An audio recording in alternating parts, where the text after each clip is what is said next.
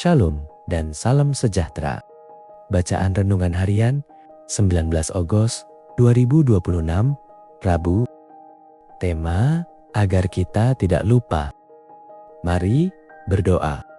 Bapa Surgawi, masa ini kami mahu membaca firman Tuhan.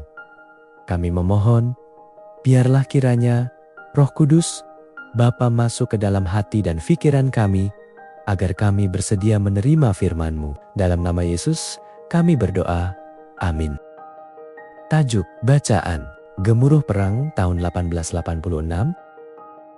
Ayat inti, gemuruh bunyi peperangan di negeri, suatu kehancuran yang besar. Yeremia 50 ayat 22. Butler berusaha untuk menyelesaikan pertikaian berkenaan hukum dalam Galatia dan 10 tanduk dalam Daniel pasal 7 menjelang akhir tahun 1886. Pertama, beliau menulis beberapa surat untuk mendapatkan sokongan Ellen White di pihaknya. Kedua, beliau menyediakan satu ulasan ringkas tentang Galatia yang sebenarnya merupakan sebuah buku setebal 85 halaman bertajuk The Law in the Book of Galatians yang menyasarkan pendirian Wegener. Ketiga, beliau berusaha menggunakan sesi General Conference 1886 untuk meletakkan Jones dan Wagner serta ajaran sesat mereka pada tempat yang sepatutnya. Dan dengan itu mengembalikan denominasi kepada landasan yang betul. Presiden General Conference itu memberikan setiap hadirin satu salinan buku Law in the Book of Galatians. Lebih penting lagi, beliau telah menubuhkan satu jawatan kuasa teologi untuk menyelesaikan isu-isu yang dipertikaikan sekali dan untuk selamanya. Namun harapan Butler untuk satu pernyataan doktrin rasmi yang akan menetapkan kebenaran bagi semua perkara yang dipertikaikan telah berakhir dengan kekecewaan. Jawatan kuasa 9 orang itu terbahagi 5 lawan 4. Kami berdebat selama beberapa jam. Lapor Butler, Tetapi tiada pihak yang berjaya meyakinkan yang lain.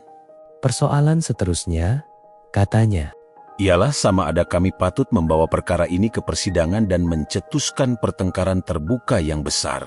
sebagai seorang ahli politik yang bijak, beliau sadar bahwa langkah itu hanya akan menimbulkan lebih banyak masalah.